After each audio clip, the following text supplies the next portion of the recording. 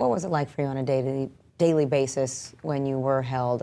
We've seen some photos that you tweeted about the facilities, just a picture of these toilets, for example.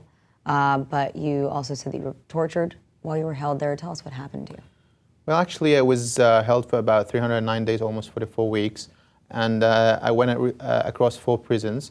Well, I would say the most terrible, of course, there isn't some kind of good prison, because in the end, this is a place where your freedom is taken away from you. But the worst part of it was when I was sent to the maximum security prison.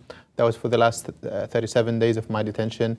And I was put in a solitary confinement. So it was more of, there was some kind of physical torture in the beginning, like for the first week of detention, but later it was more of psychological torture. And that's what really was, the whole thing about. It's that they tried to break you down by putting you, especially after I started my hunger strike, things were getting worse by the day. And then for the last 37 days when I was put in a solitary confinement in a maximum security prison, and I was cut away from the world. I had no any kind of contact with my family or with, I didn't even get to know what was happening outside. I was not even allowed to get in touch with other prisoners. So it was really, painful. It was something that will take its time on me, I think, for a long time. Yeah. Now we have a graphic here showing how many of those detained in Egypt are currently on hunger strike. As you mentioned, you were on a hunger strike for nearly 150 days. You actually lost a third of your body weight. How did you come to the decision that you were going to do that?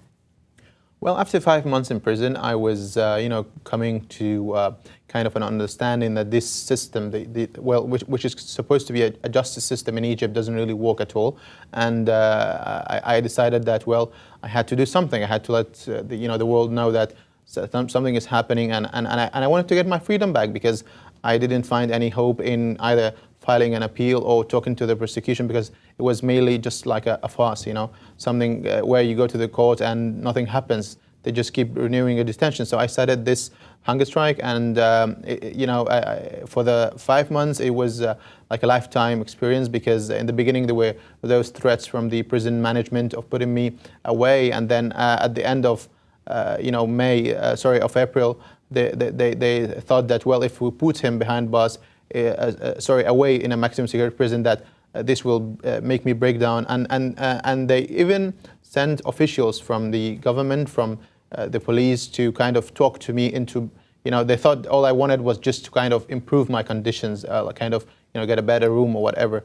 But this was not the thing. And I'm really, I'm really glad and proud of those people who have begun this journey as well, because they've, they've actually come into believing what I got to believe in the beginning, which is there's no any kind of hope in the judicial system in Egypt. We have one of them who's an American citizen, by the way, Mohammed Sultan, who's been for over 8 months now in a hunger strike.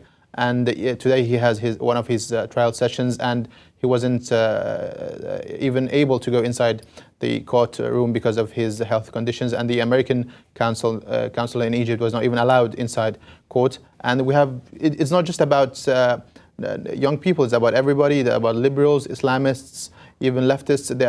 All the prisoners now are trying to come into using this way, because this is the way for them out of this ordeal, because the justice doesn't really work. And this is really why there should be more pressure from the American government, from Europe, for the case of our colleagues, because as we all have seen in the court here, in the courtroom, there was no any kind of evidence, really, any tangible evidence. And for us really to believe that there will be hope in the justice system, I don't think it will work. So we have to put more pressure for their release, and we have to use this medium, the medium of the Freedom Press campaign that we've been launching in Al Jazeera since the beginning of the year, to really tell people in America and Europe and anywhere else that people really believe in freedom, that the basis of a good society is for the press to get its freedom back. And it's so disturbing and wrong that you have to go to such lengths to try to regain your freedom, to try to highlight how ridiculous this case really was. I have to leave it there, but Abdullah, thank you so much for joining us today. Thank you very much. Pleasure to have you here in studio. Now you can use the hashtag FreeAJStaff to show your support for the journalists who are still jailed in Egypt.